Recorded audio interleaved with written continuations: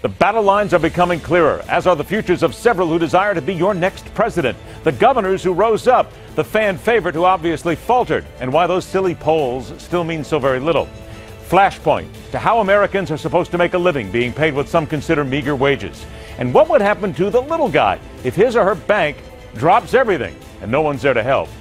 They are the men and women who deserve our help each and every day. Yet just in time for Veterans Day, we learn about more despicable tactics in the Veterans Administration that proves how clueless this administration truly is. Yet there is hope in saving lives of those who protected our freedom, putting 4 paws in the mix and in need of your help to make something truly magical happen. With pride and gratitude to those who served and still proudly wear the colors, I'm Ed Berliner. Thank you, veterans everywhere. This is The Hardline for Wednesday, November 11th, 2015.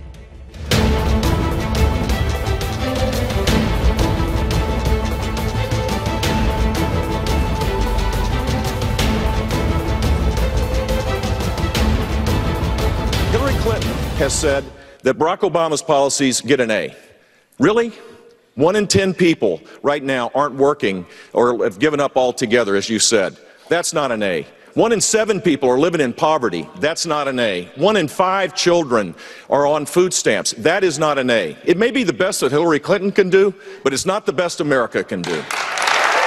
Did he save his campaign? Pay no attention to the wagging of various pundits seeking to climb over one another and telling you who won and who lost in the GOP debate Tuesday night.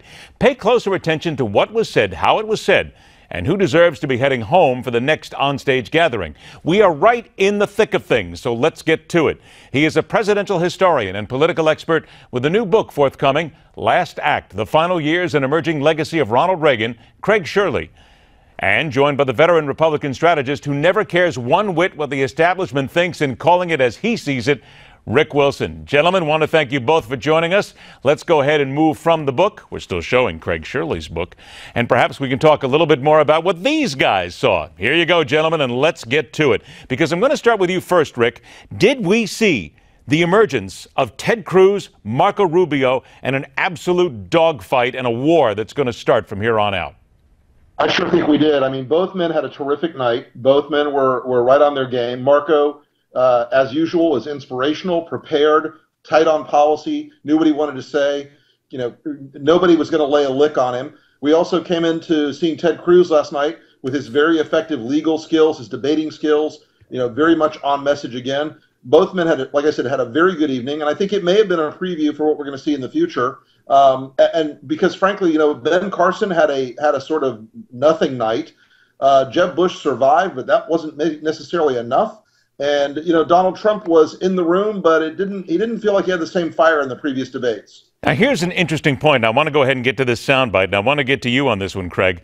Marco Rubio and Rand Paul then got into it. This was an argument about how military spending plays a part of being a conservative. Here's what they said.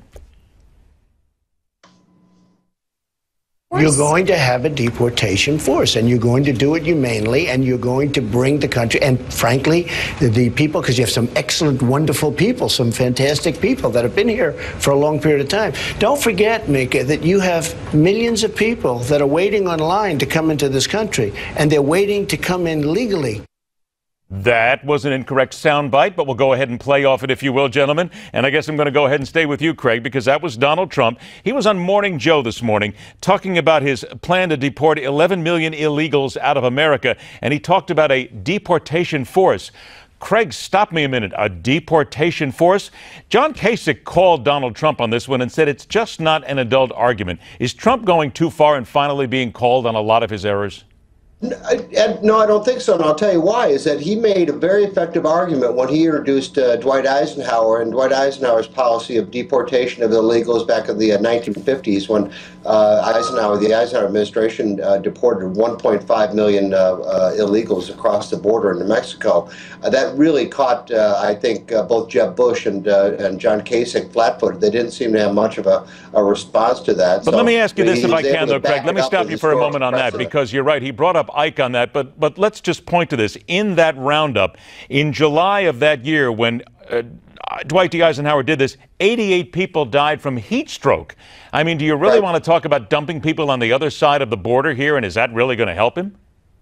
Well, I would, he talked about doing it humanely, so there would be, food and water and medical care for those being deported. And there's nothing to say that they can't come back into the country. They just need to apply legally this time to come back into the country and get at the back of the line and let the people who have already applied legally to go first. That's all. All right, now let me get back to the soundbite that we had a couple of minutes ago because I want to make sure we get to this here. And this is part of the conservative. Again, let's set it up. Marco Rubio, Rand Paul. This was about military spending, and Rand Paul is the one who went right at Marco Rubio and wondered if he could really be a conservative and spend this kind of money on the military. Here's what they said. I know that Rand is a committed isolationist. I'm not. I believe the world is a stronger and a better place when the United States is the strongest military power in the world. Marco, how is it conservative? How is it conservative to add $1 trillion expenditure for the federal government that you're not paying for? How is it conservative? How is it conservative to add $1 trillion in military expenditures? You cannot be a conservative if you're going to keep promoting new programs that you're not going to pay for. All right, Rick, let me come to you on this. Did Rand Paul nail Marco Rubio here when he talked about him being a true conservative? Is that going to help Rubio, hurt Rubio, and is it going to help Rand Paul any? I think if there was any nailing that was done, it was that Marco zinged Rand Paul on the thing that makes folks the most nervous about him, and that is the streak that he sort of inherited from his dad of that isolationist or neo-isolationist movement that doesn't do a role for American leadership in the world, and it doesn't look at the world and say, it's something we want to go have military adventures overseas, but that we want to do as Ronald Reagan did and as George Bush 41 did, to look at our place in the world and exercise our power wisely so that we prevent larger and more consequential things from happening to us in the long picture.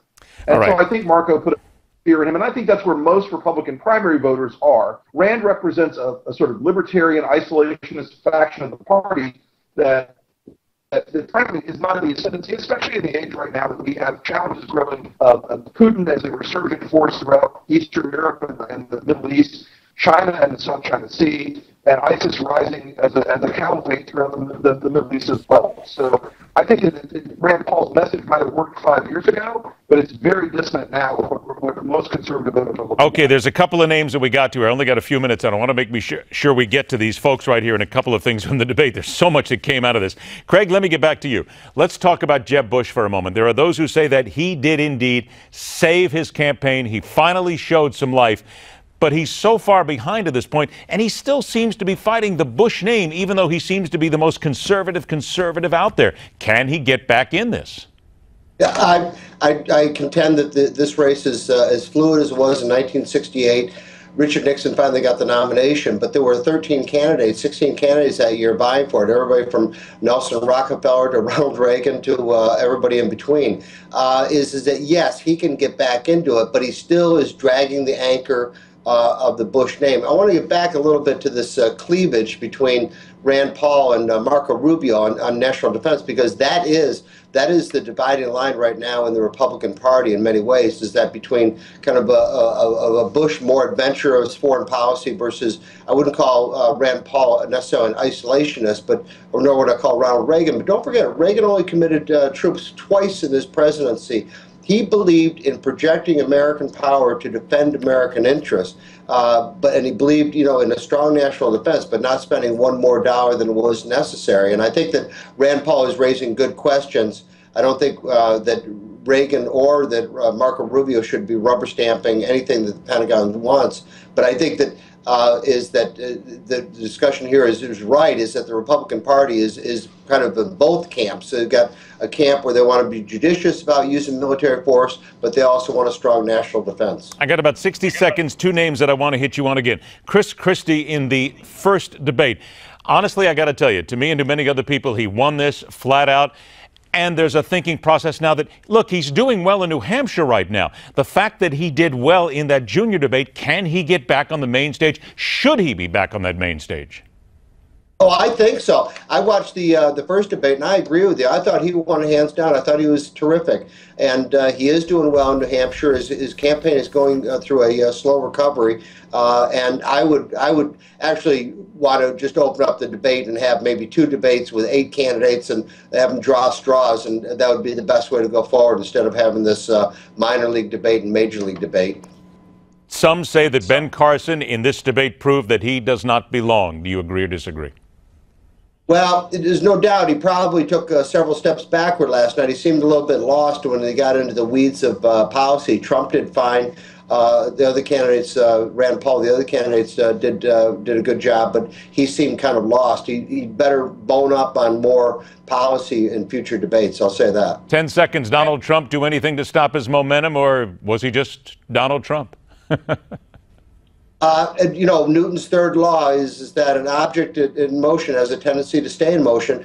Donald Trump is in motion, and it's going to be hard to stop him until he stops himself. I think that's going to be the good point here. He did seem a little bit flustered at times. You can tell that Donald does not like to be second or third to anybody, and he's going to let you know it every single minute of the day. All right, don't forget the book coming up, Last Act, The Final Years and Emerging Legacy of Ronald Reagan. Don't pay attention to those other Reagan books. Pay attention to this one. Craig, Shirley, Rick Wilson, thanks for joining us. The Hard Line continues.